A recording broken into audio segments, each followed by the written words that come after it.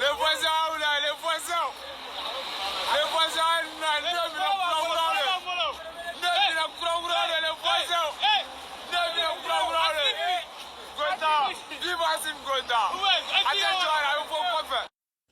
Bannange kulwa ministry yange n'obulungi bwa gavumenti yaffe ensonga za Congo katusoke tuziwummuzeemu nkiddamu kulwa obulungi bwange n'obwa ministry yange n'ensonga za gavumenti yaffe ebintu bya Congo katusoke tubiwummuzeemu lwaki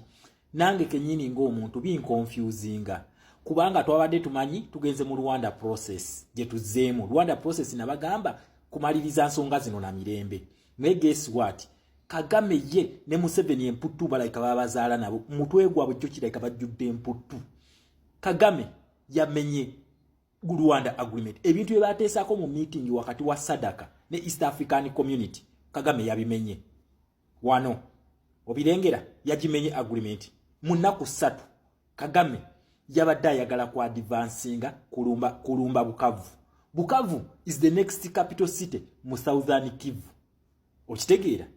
bakubye abaana bamwe aba UPDF nkakasa mass graves zijjudde ne Lake Kivu mujjuddemu emirambo gy'abaana bamwe aba UPDF okitegeera kyavudde ku ki Tshisekedi jukira gundi zino wezatula Tshisekedi teyagenda yali ku Zoom ne Lorenko wa Angola teyaliyo yali ku Zoom okitegeera ekintu kino Lorenko yete yajja Tshisekedi yali ku Zoom wabula okintu kino bali balina okukkiriziganya kubanga under Rwanda process bagamba Kagame ne Tshisekedi balina okusisinkana bamalirize ensonga zino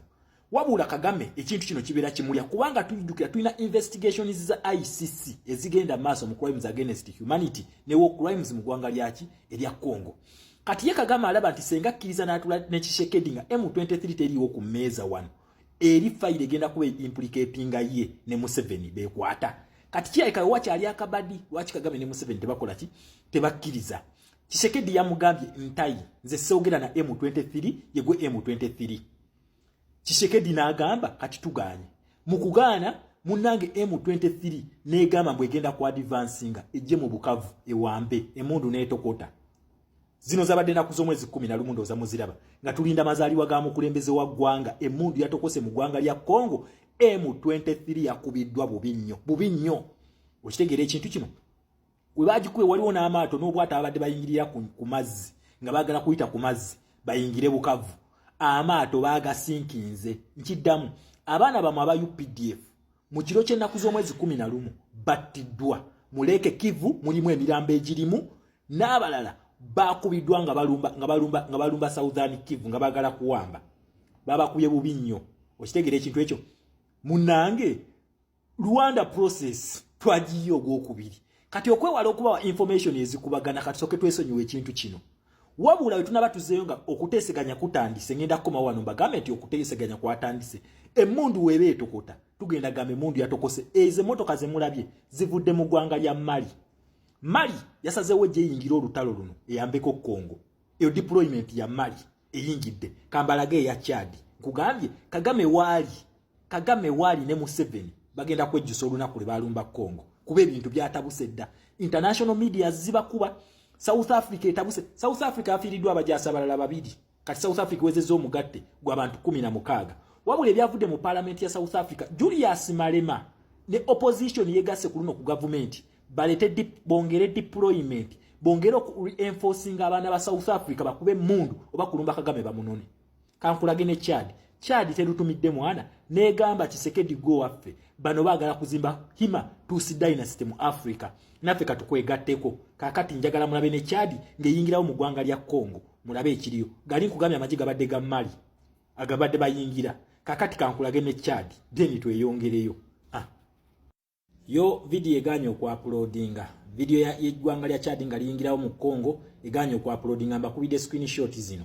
video nja kubanji baterayo ku YouTube channel mulabe nga Chad yeyingirawo mu ggwanga lya Mali subscribe to my YouTube channel Shama Media tweyongereyo Chad nayo yegase komba kubide screenshot mbaga video ngenda jibaterayo ku YouTube wade oba olukumite tunaweza ngenda jibaterayo mulabe nga Mali yeyingira Chad ngeyingirawo then ebisigadde tulabe nga tukolaki tulabe embeera eno gye tugikwasaganya so Chad nayo yegase mu luvanyuma lw'okumenya Rwanda process again okitegeera ekintu kino kati kitegeeza nange Shama ndi confused bannange kati leero ne mbagamba ate tugenda mu Rwanda process ate ne mbagamba ate zizzeemu okutokota beekubye kaakati kye ngenda okukola kampumoze emmundu we naaba etokota ngenda kujja mbagambe tibannange emmundu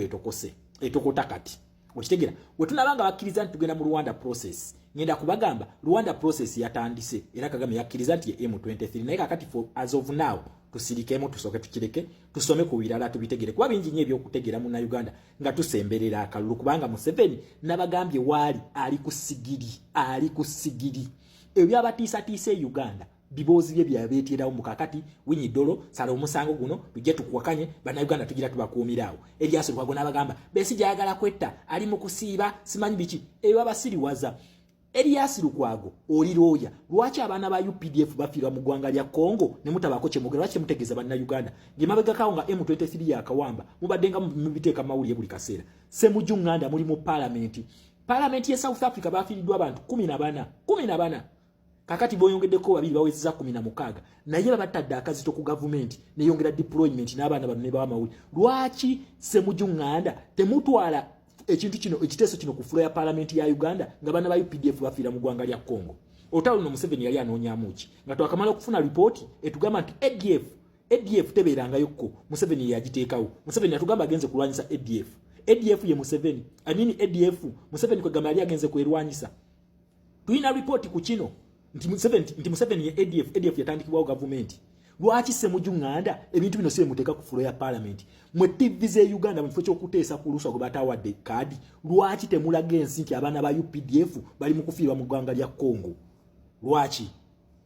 zino zabadde ngena kuzo mwezi 11 nga tulinda kujaguza maguni za president abaana batiddwa okitegera n'emirambo nakati egimu gikyali mu nnyanja mwegiri n'abalala batizikidwa mu mass graves lwaki ebintu bino temubitegeeza bannansi naye nga ate wali ku M23 mbadde nga mukuba mawulire buli lunaku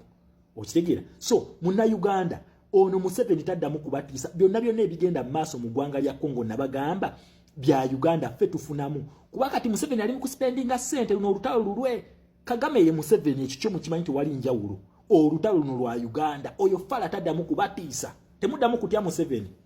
ebyo byaddawo n'abakanga tayina kyali nabagamba bagenda mu banyigira ono kati esaawe ina stress ze zimukaddiza Tanzania okumukuba ekyo ekifaananyi kye ekya original okubalaga obukadde we nti vampire ze zino ezimu ku stress zalina n'ogattako neza his excellence kyagulanyi zamulika e Uganda